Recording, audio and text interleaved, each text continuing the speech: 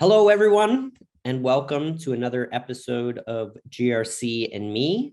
I am your guest host today, Matt Kunkel, one of the co-founders and the CEO at LogicGate. And today I have a special guest with me, John Hotchkiss, who is the Chief Risk Officer of Fairway Independent Mortgage Company. John, thanks for being on. Great to have you. My pleasure. Thanks for inviting me. Well, John, can you start by just giving us a little bit of background on yourself for our listeners? Sure. A little bit. I'll try to make it brief. I have a lot of background. I oversee the enterprise risk organization here at Fairway Independent Mortgage. This includes operational risk, quality control, internal audit, reporting and analytics, strategic asset management, and risk management. Basically, my team ensures that Fairway monitors and mitigates any risk that may challenge the company. I also work very closely with our other department leaders to help them create policies and procedures designed to mitigate risk. I've been with Fairway now for almost 6 years. Prior to Fairway, I was with Fannie Mae for 17 years in a variety of roles, including credit risk, multicultural lending, and marketing. And I really started off in this industry when I was 15 years old, working for my dad's mortgage brokerage firm in the northern suburbs of Chicago. So that kind of brings you up to speed on my background. So you've done it for quite some time. I love it. Yes. You know, I hate to age myself, but yeah, just about 35 years I've been in the industry. Love it. Well, it's great to have you on. So we've got a fun topic today, and I think a very timely topic that we're going to talk a little bit about inflation and potential inflation risk and a potential recession that's on the hand and kind of how that's affecting the risk landscape within your world at Fairway and the broader mortgage world. So obviously there's been a ton of talk about inflation. The Fed just raised rates another 75 basis points yesterday. So what are you currently hearing and seeing as it relates to kind of the mortgage industry and frankly, the impact on the larger economy? Yeah, sure. Digging in on the mortgage industry, really what we're seeing is, of course, the rising rates. We're also seeing a rise in value due to supply around inventory. I want to highlight a couple periods in time. One's going to be back in December of 2020. The other is going to be current. Okay. So there's two things that are going on right now with housing. One is interest rates. If you look back, and the reason I chose December of 2020 is that's when the rates were at their all-time low, and that's when the Treasury was buying mortgage bonds and really driving the rates low to help stem off all of the disruption caused by COVID. Rates at that point in time on a 30-year fix were at about 2.7%. Okay, if we think about where they were, I'm going to say yesterday morning, because I didn't factor in the interest rate boost from yesterday. But most of that was already built into the market anyway. They were anticipating the 75 basis points increase there. But those rates were at about 5.23% for the same product, the 30-year fix. When you look at that, that's a difference in interest rate of over 2.5%. And when you look at that in terms of an overall percentage, that's a 95% increase between December 2020 to May 2022 in interest rate. That's just incredible. If you watch the news, they talk about how this has been the rate of inflation has been at a high that it hasn't been in 40 years, and you hear a lot of noise about that. That's just rate.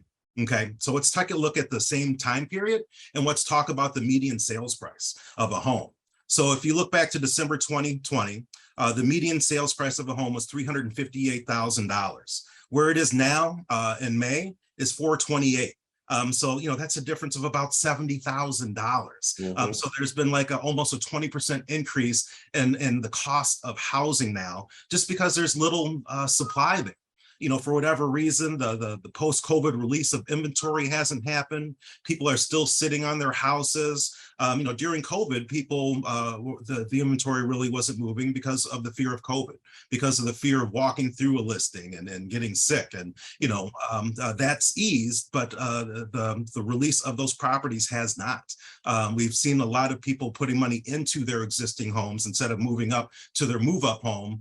They're taking the home that they have and fixing that up and making that their new forever home. So, the inflation we're seeing, it's more of a supply chain issue that's driving up the cost of everything, including housing. The issue is it's more of a supply issue. It's not really a demand issue.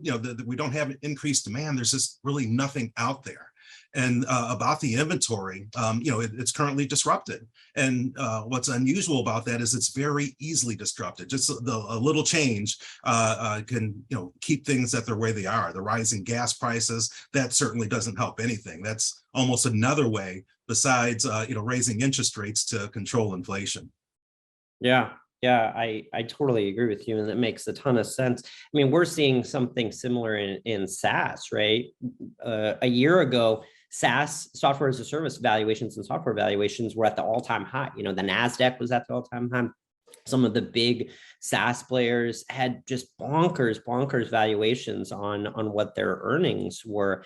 And over the last 12 months, a dramatic decrease, right, in the NASDAQ and in just privately held SaaS companies came down. And I think a lot of that too, it has to do with the macro economy, right? Because how most private SaaS companies are funded is through private equity and venture capital. Venture capital businesses are funded through LPs or limited partnerships. Those limited partnerships, while some of them are big pension funds and things, but a lot of them are independent investors that are out there, high net worth individuals. And they're using this as another way to diversify their portfolio. Well, if their stock, if their portfolio of stocks are shrinking dramatically, it's gone down about 30% since the start of the year, then they don't feel as wealthy. They're not going to invest in LPs. And then you get a shortage of supply, same thing, from a capital perspective to these companies. And then that shrinks down the overall valuations that these companies have. So I think there's we can all agree that there's definitely inflationary risk within all of the markets out there right now. But what do you think the government is doing to address these inflationary problems, and what impact are you seeing on that within the mortgage industry? Sure. Great question. And, again, I'm going to do a little bit of a history lesson and just talk about where inflation has been, where it's at now, and where it's projected to be. Any given year, the government is happy with a 2% rate of inflation. So let's go back to COVID and let's talk about 2020. Inflation there, ended at 1.2% for the year. 2021, the economy's coming back. We have a lot of stimulus that's still out there, and there's still plenty of opportunities in terms of employment. The unemployment rates are relatively low. They came back down. If you look at 2020, unemployment was at about 8%. In 2021, it went down to 5.4%. So when you look at inflation, starting off at 2020 at 1.2, jumping to 6.7 in 2021. Currently we're at 8.6%. And, where the Fed really wants us, as I mentioned, the sweet spots too, they're projecting with the interest rate moves that they have planned for the future to end 2022 around 5.2%, 2023 around 2.5%, and then 2024 back to a normalized market at 2%. And, how do they do that? There's only one way one tool that they have in their toolbox to do that, and that's the interest rates. And that's what they're doing. And, the 75 basis points increase that we saw yesterday, that's part of it. If we, again, I already mentioned, and everybody who's watching the news knows this, that, inflation is the fastest it's been in 40 years. If you listen to certain economists, for our industry, we'd like to listen to Mark Zandi. He's the chief economist for Moody's Analytics. Last couple of weeks ago, he said we're pretty much in a position where there's a 50% chance that we're going to be in a recession in the next 2 years. And, so what does that mean? Well, you don't predict recessions. Recessions is something you kind of do a look back and you look at the economy, and, we could be in the middle of one right now. We just won't know it until we have that future data to examine it. We have more rate hikes to come. The Fed Chairman Jerome Powell has been very public on that. The next one that we're looking at is probably another 0.5%. And if you think about what it does just to the normal American, the cost of inflation, the cost of gas, just everything that's happening right now. This year, The average American is paying between $460 to $800 more per month on the basic necessities. And that's, that's touching every family's budget. That's groceries, that's gas. It's a number of things. Yeah. Yeah. I've got a question for you. And I've asked a couple of CROs this, but do you all track inflation as a risk to your organization? Like, is it in your registry that you're tracking and you're saying yes or no? Or is it one of those things that it's like, hey, yeah, it's inflation, it's coming up, but that cost we can just pass on to our customers, and that's how we'll get around this? Yeah, typically you're right. It's the latter. It's something more of a pass through. When you think about interest rates, when the interest rates go up, they go up across the board. There's nothing we can do to control that. I mean, that's the price of the market. Those are the prices of the securities getting put out there. So, there's when that happens, the rates automatically get passed down to the consumer. So there's we don't plan for it in our risk registry. We know it's just something that's natural. I think it'd be difficult for most companies to kind of plan for that risk. I think it's just something, as you mentioned, you address as it happens, and it's cost of goods going up. Yeah, exactly. And I think that's what we're broadly seeing across a lot of consumer products right now. So one more question for you, John, here. What, as we look at just the broad macro economy, what trends are you seeing out there? It's been crazy. Right. Some sectors are getting beat up. Others are doing well. Obviously the gas companies, they just got picked on yesterday from the executive division and their profits and wanting to give back. But let's start off in, gosh, I hate to say it again, third time, history lesson. So COVID spawned nationwide shutdowns, and there's still shutdowns associated with COVID. Let's look at back in 2020 and the price of meat.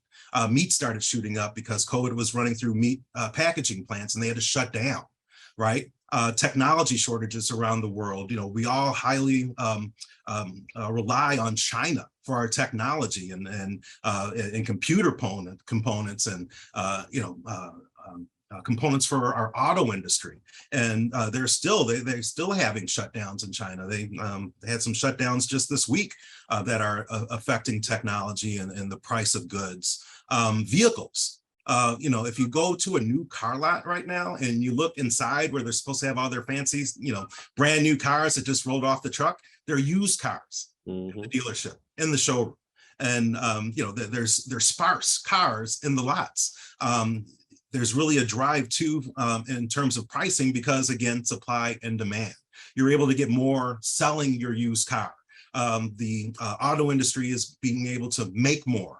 It used to be forever, and Matt, we're both from Michigan. We know that auto prices, they always have some sort of concession, right? Some sort of deal. The deals are gone because they can. The auto companies, their own finance companies, have been able to raise rates before these other rates went up because they can. There's just no supply. So we've seen a rise and related to COVID around there. Let's talk about some of the emerging issues that we're seeing impacting shopping, and that's really around oil and fuel. If you look at food costs, those are up over 10%, and a lot of that's related to the cost of shipping. Diesel gas fuel has doubled over the past couple of years. If you look at some of the micro disruptions that happen in the industry, let's talk about chickens. Right, the cost of eggs and chickens has shot up, and that's over more than the cost of food. Food is up over 10%. That's almost 12% for chicken and eggs because of bird flu, right? It's those little things that can impact things. One more big one to think about when you're thinking about fuel, the cost of fish. And let's talk about that with fuel. You have the cost of the fishermen going out on the boats to get the fish. You have the cost of the energy that uses fuel to keep the fish cold. You have the cost of the shipping, whether it be truck or airplane, however it gets to its final destination, fuel. So, we have that's impacting it as well. Back to housing, our housing costs are up 5.5% this year and expected to go higher. And again, that's just because of the supply. Everybody's just still sitting on their inventory. So, fuel costs, that's a big thing. Those are up like 48% just for normal fuel. Diesel, obviously, that's doubled.